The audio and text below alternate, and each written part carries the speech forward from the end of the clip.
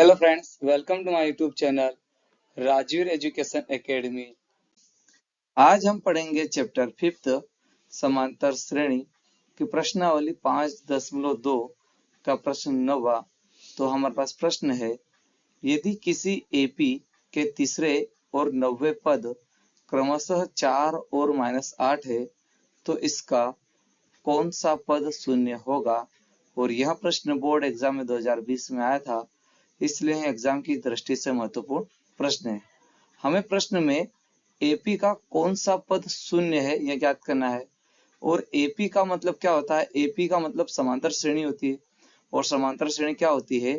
वह श्रेणी जिसमें प्रत्येक संख्या के बीच अंतर बराबर हो, वह समांतर श्रेणी कहलाती है। और समांतर इस प्रश्न में हमारे पास समांतर श्रेणी में एक संख्या शून्य होगी। उन्हें शून्य किस पद पर मतलब किस नंबर पर है ये हमें ज्ञात करना है।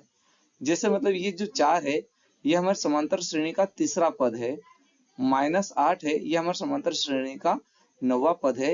इसी प्रकार शून्य समांतर श्रेणी के कौन सा पद है हमें ज्ञात करना है। तो आइए इसे हम हल करते हैं।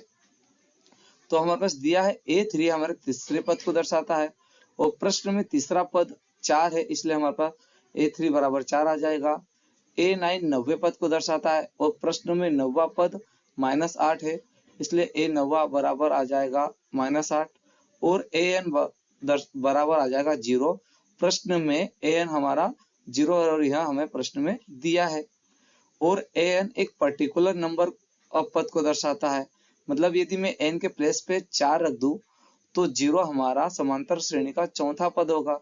यदि हम n के प्लेस पे 5 रख दें मतलब a 5 हो जाएगा, तो 0 हमारा समांतर श्रेणी का 5वां पद होगा। और हमें यही ज्ञात करना है कि 0 हमारे समांतर श्रेणी का कौन सा पद है, मतलब n ज्ञात करना है। तो आइए इसे हम हल करते हैं। अब हमें n ज्ञात करना है, इसके लिए हमें प्रथम पद और सार्वंतर पता होना चाहिए। तो सबसे पहले हम सार्वंतर ज्ञात करेंगे। और सार्वंतर ज्ञात करने के लिए हमारे पास एक nवां पद का फार्मूला होता है, an बराबर a प्लस ब्रैकेट में n-1 d। यहाँ पर n एक पर्टिकुलर नंबर को दर्शाता है। यदि मैं n के प्लेस पे 3 पुट कर दूं तो यहाँ तीसरा पद आ जाएगा। और यहाँ पर भी n है, तो यहाँ पर यदि मैं 3 पुट करता तो यहाँ पे भी 3 आ जाएगा। और 3 - 1 करेंगे तो 2d आ जाएगा। तो हमारे तीसरे पद का फार्मूला बन जाएगा A3 बराबर a प्लस 2d। अब यहाँ पर A3 दिया है, हमारे पास 4 है, तो हम A3 के प्लेस पे 4 पुट कर देंगे तो हमारे पास आ जाएगा 4 बराबर a प्लस 2d। अब यहाँ पर हम क्रम चेंज कर देंगे, हमारे पास आ जाएगा a प्लस 2d बराबर 4 और इसे हम समीकरण 1 नाम दे देंगे। अब हमारे पास 9वां पद है -8, तो 90 पद का फार्मूला आ जाएगा।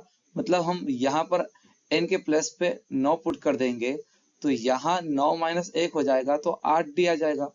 तो हमारे पास 90 पद का फार्मूला आ जाएगा A9 बराबर a प्लस 8d। अब यहाँ पर A9 का मान है -8, तो यहाँ पर हम पुट कर देंगे तो A9 का मान हमारे पास आ जाएगा -8 बराबर a प्लस 8d का a प्लस 8d कर देंगे। अब यहाँ पर भी हम इसका क्रम चेंज कर देंगे, a प्लस 8d बराबर -8 हो जाएगा और इसे हम समीकरण 2 नाम दे देंगे। अब हमें d ज्ञात करना है, जिसके लिए हम समीकरण 2 में से समीकरण 1 को घटा देंगे।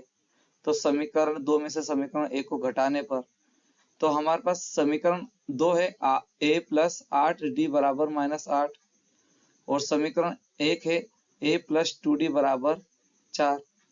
और जब भी हम किसी संख्या को घटाते हैं तो उसके साइन बदल जाते हैं, मतलब चिन्ह सब बदल जाएंगे। हमारे पास a प्लस का था तो माइनस हो जाएगा, यहाँ 2d भी प्लस है तो माइनस हो गया है और 4 भी प्लस का है तो माइनस हो गया है। अब यहाँ पर a प्लस का है और ये a माइनस का हो गया, इसलिए a से a कैंसिल हो जाएगा। अब यहाँ 8d है, 8d में से 2d माइनस कर देंगे तो हमारे पास 6d आ जाएगा बराबर का बराबर। और माइनस माइनस जुड़ता है और साइन माइनस का होता है, इसलिए -8 और -4 जुड़कर -4 12 आ जाएगा।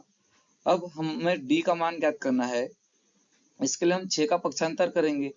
6 गुणित में है, बराबर के इधर आएगा तो भागित में आ जाएगा 12 के, तो हमारे पास संख्या आ जाएगी डी बराबर -12/6। अब हम 6 से 12 को विभाजित कर देंगे 2 बार, तो हमारे पास डी बराबर आ जाएगा -2। अब हमें ए का मान ज्ञात करना है, इसके लिए हम डी का मान समीकरण 1 में पुट कर देंगे। तो डी का मान समीकरण 1 में रखने पर हमारे पास समीकरण 1 है a + 2d = 4। यहाँ पर हम d का मान पुट कर देंगे, तो हमारे पास संख्या आ जाएगी a का a प्लस 2 का 2 और d का मान हमने ज्ञात किया -2, बराबर का बराबर 4 कर देंगे। अब यहाँ पर 2 गुणित -2 करेंगे और माइनस गुणित प्लस माइनस होता है, तो हमारे पास माइनस का 4 आ जाएगा। तो हमारे पास संख्या आ जाएगी a का a और 2 गुणित -2 किया तो माइनस का 4 आ गया, बराबर 4 का 4 कर दिया। अब हम यहाँ पर -4 का पक्षांतर कर देंगे, बराबर के इधर आएगा तो प्लस का आ जाएगा, तो हमारे पास संख्या आ जाएगी a बराबर 4 + 4। अब हम 4 + 4 करेंगे तो हमारे पास a बराबर 8 आ जाएगा और a हमारा प्रथम पद कहलाता है, तो प्रथम पद a बराबर 8 हो जाएगा और सारांतर d बराबर -2 था। अब हमें समांतर श्रेणी का शून्य पद ज्ञात करना है कि शून्य कौन सा पद पे आएगा। तो हम माना कि समांतर श्रेणी AP का nवां पद शून्य है, हम मान लेंगे कि शून्य nवें पद पे आता है, तो इसका फार्मूला हमारे पास होता है an बराबर a प्लस ब्रैकेट में n-1 ब्रैकेट 1 और गुणित में d। यहाँ पर an मतलब 0 होता है, तो यहाँ हम 0 पुट कर देंगे, बराबर का बराबर a हमारा प्रथम पद है और प्रथम पद 8 है, तो हमने यहाँ पर 8 पुट कर दिया, प्लस का प्लस कर दिया। n हमें ज्ञात करना है, इसलिए n का n-1 कर दिया और d हमारा सारांतर है और d का मान -2 है, तो यहाँ पर हमने -2 पुट कर दिया। अब यहाँ पर हम +8 का पक्षांतर कर देंगे, बराबर के इधर आएगा तो माइनस आ जाएगा, तो हमारे पास संख्या आ जाएगी -8 बराबर n-1 का n-1 और गुणित में -2 का -2 कर दिया। अब यहाँ पर हम ब्रैकेट ओपन करेंगे, मतलब -2 का गुणा n के साथ भी करेंगे और -2 का गुणा 1 के साथ भी करेंगे, तो हमारे पास संख्या आ जाएगी -8 का 8 कर देंगे, -2 गुणित n करेंगे तो -2n आ जाएगा और माइनस का गुणा करते हैं तो प्लस हो जाएगा और 2 एकम 2 है तो हमारे पास प्लस का 2 आ जाएगा। अब यहाँ पर हमारे पास प्लस का 2 है, पक्षांतर करेंगे बराबर के इधर लाएंगे तो माइनस का हो जाएगा, तो हमारे पास संख्या आ जाएगी -8 - 2 बराबर माइनस का 2n, यह माइनस का 2n कर दिया। अब माइनस माइनस जुड़ता है और साइन माइनस का होता है, इसलिए -8 और -2 जुड़कर माइनस का 10 आ जाएगा, तो -10 बराबर माइनस का 2n का -2n कर दिया। अब यहाँ पर माइनस से माइनस कैंसिल हो जाएगा, तो हमारे पास 2n बराबर 10 आ जाएगा और यहाँ पर हमने क्रम भी चेंज कर दिया, माइनस से माइनस कैंसिल भी हो गया और क्रम चेंज कर दिया। अब हमें n का मान ज्ञात करना है, इसलिए 2 का पक्षांतर करेंगे और 2 गुणित में है, पक्षांतर करेंगे बराबर के इधर आएंगे तो भागित में आ जाएगा, तो n बराबर 10/2 आ जाएगा।